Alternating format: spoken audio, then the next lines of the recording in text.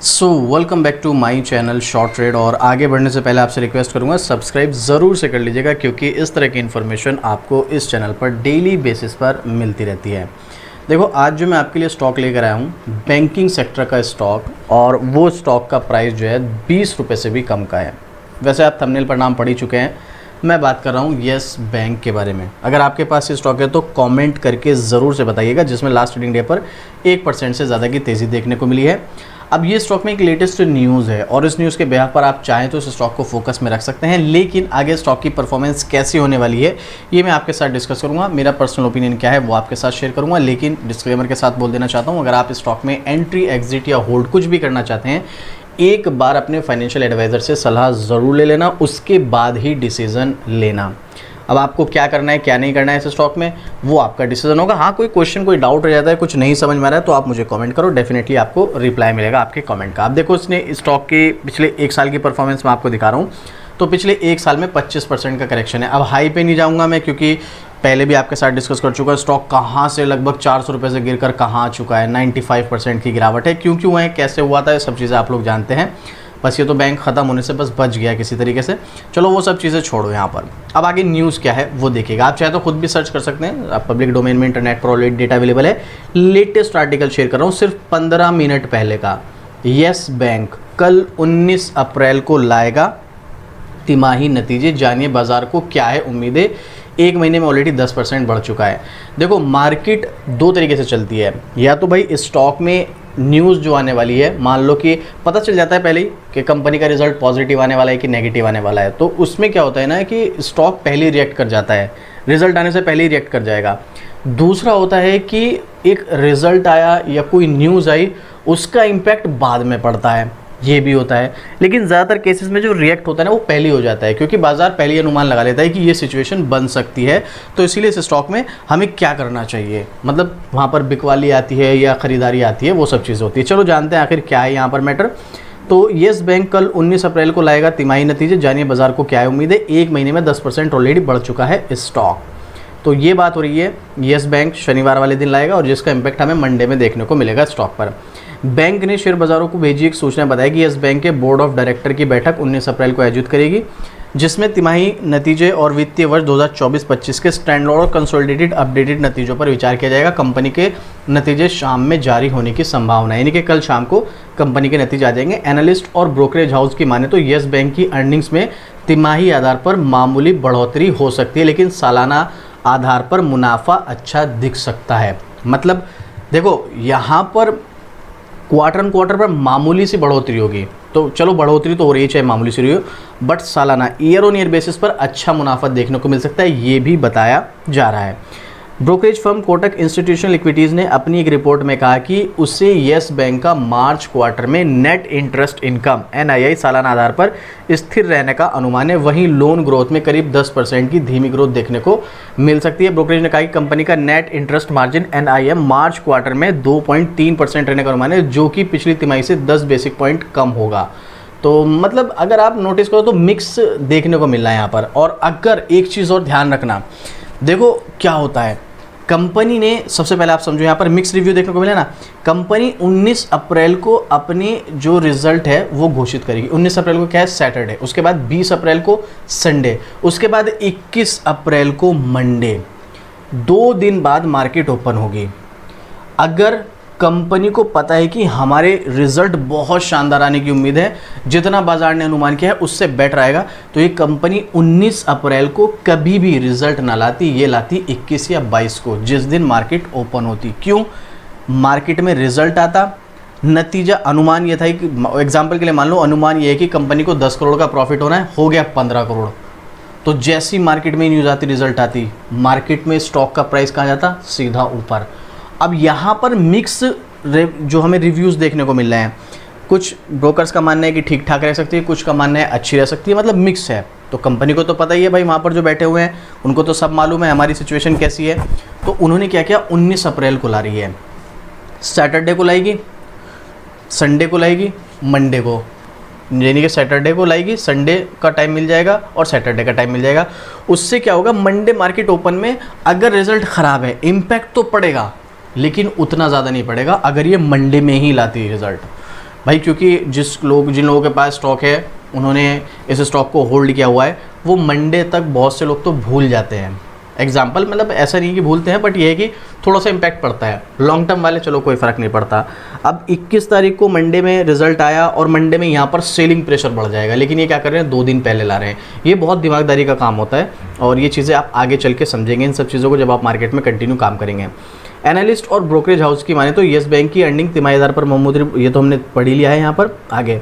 वहीं brokerage firm JM financial ने yes bank के जो क्वार्टरली रिजल्ट है उसमें मुनाफा 608 करोड़ रुपए रहने का अनुमान जताया, जो कि पिछले साल के मुकाबले 34.6% अधिक, लेकिन तिमाही आधार पर स्थित रहेगा। वही क्वार्टर ऑन क्वार्टर पर सेम रहेगा, कोई खास फर्क नहीं दिखेगा। वहीं इसका नेट इंटरेस्ट इनकम NII उससे 2209 करोड़ के रहने का अनुमान है, जो कि ईयर ऑन ईयर बेसिस पर 2.6% है, लेकिन तिमाही आधार पर बहुत मामूली सी गिरावट है। देखो यहाँ पर मिक्स रिव्यू है ना, कहीं पर अच्छा रहने की उम्मीद है, कहीं पर थोड़ी सी गिरावट की उम्मीद है। ये सब चीज़ें हमें देखने को मिल रही है, तो उसी के चलते यहाँ पर शायद ये सैटरडे को रिजल्ट ला रहे हैं। और ये मेरा अनुमान है, हो सकता है मैं गलत हूँ, मैं ये भी आपको क्लियर कर दूँ। आनंद राठी को भी येस बैंक का शुद्ध मुनाफा जो है मार्च तिमाही में 652 करोड़ रुपए रहने की अनुमान है, जो कि सालाना आधार पर 44.3% और तिमाही आधार पर 6.5% अधिक है। वहीं इसका net interest income NII 2265 crore रुपए रहने का अनुमान जताया, जो कि सालाना आधार पर 23% और तिमाही आधार पर 3% के आसपास है। मतलब ईयर ऑन ईयर पर तो देखो जहाँ तक उम्मीद है ज़्यादातर यही बोल रहे हैं कि अच्छा रहने की उम्मीद है। क्वार्टर ऑन क्वार्टर पर तो थोड़ी सी हमें गड़बड़ देखने को मिल रही है, बट ईयर ऑन ईयर पर लगभग जितने भी ब्रोकरेज हैं सभी बोल रहे हैं कि अच्छा रह सकता है। अब रहेगा या नहीं रहेगा ये तो हमें कल का वेट करना पड़ेगा। अब या तो देखो अगर जैसा यहाँ पर अनुमान जताया गया है, अगर ऐसा भी सब कुछ ठीक रहा तो मंडे में भी कोई प्रॉब्लम नहीं, मंडे में मार्केट स्टेबल रहेगी, मतलब ये स्टॉक स्टेबल रहेगा, कोई इतनी बड़ी इशू नहीं है। लेकिन अगर जो यहाँ पर डिस्कस किया गया है सारे ब्रोकर्स के द्वारा, क्योंकि ईयर ऑन ईयर पर तो सब अच्छा ही बता रहे हैं और जितना ये बता रहे हैं उससे कम हमें देखने को मिला, तो भाई फिर मंडे में इस स्टॉक में आपको गिरावट देखने को मिल सकती है। हालांकि वो टेम्परेरी गिरावट होगी, लेकिन गिरावट देखने को मिल सकती है, ये है इसमें प्रॉब्लम। अब चलो इसके एक्सपर्ट्स के ओपिनियन में आपको और दिखा देता हूँ, उसके बाद हम चलते हैं सीधा इसके टेक्निकल चार्ट पर। तो 12 एनालिस्ट की रेटिंग है अगले 1 साल के हिसाब से। ज़रा हालत देखना इसकी, बाय के लिए 12 में से एक भी एनालिस्ट ने रिकमेंड नहीं किया है। 67% एनालिस्ट सेल रिकमेंड कर रहे हैं, 17% अंडर परफॉर्मर, सिर्फ 17% एनालिस्ट ऐसे हैं जो कह रहे हैं होल्ड करो, अगले 1 साल में स्टॉक में तेज़ी आने के चांसेस हैं। लेकिन 67% सेल, ये जो एनालिस्ट अपनी यहाँ पर रेटिंग देते हैं ना, अगले 1 साल के हिसाब से देते हैं कि अगले 1 साल में स्टॉक में कैसी परफॉर्मेंस रहने वाली है। अब आप मुझे कमेंट करके बताओ रिजल्ट इसका कैसा आएगा या नहीं आएगा, वो तो अलग बात है। यहाँ पर एनालिस्ट जो इतनी ज़बरदस्त इसमें सेल रेटिंग दे रहे हैं अगले 1 साल के हिसाब से, आपको क्या लगता है क्या स्टॉक में एक्चुअल में एक बड़ी गिरावट आने के चांसेस हैं? इस स्टॉक से दूर रहना चाहिए नहीं रहना चाहिए? चलो थोड़ा सा पब्लिक का ओपिनियन और देख लेते हैं। यहाँ पर पब्लिक के ओपिनियन पर अगर आप आओगे तो 100% बाइंग। ये क्या है, एनालिस्ट बोल रहे हैं सेल करो, पब्लिक बोल रही है बाय करो, तो करें तो क्या करें भाई? चलो टेक्निकल देख लो उसके लिए आप यहाँ पर। ये है इसका टेक्निकल चार्ट। पहली बात तो देखो आपको पता ही है, एक कंपनी के ऊपर जब प्रॉब्लम आती है, वो उसके फ्रॉड से रिलेटेड हो या कंपनी के अंदर गड़बड़ी चल रही है, तो उस कंपनी का ट्रस्ट दोबारा से बनने के लिए ना 10-15 साल 20 साल भी लग जाते हैं। और यही सेम सिचुएशन इसको 4-5 साल हो गए हैं, मे बी शायद इतना ही हो गया होगा। कमेंट करके बताना कितना टाइम हो गया जब इसके साथ प्रॉब्लम हुआ था। अभी तक भी लोगों का भरोसा नहीं बनाया। 18-20 मैक्सिमम कहाँ तक गया था ये, 32-33 रुपये तक। उसके बाद फिर दोबारा इसी लेवल पर आ गया।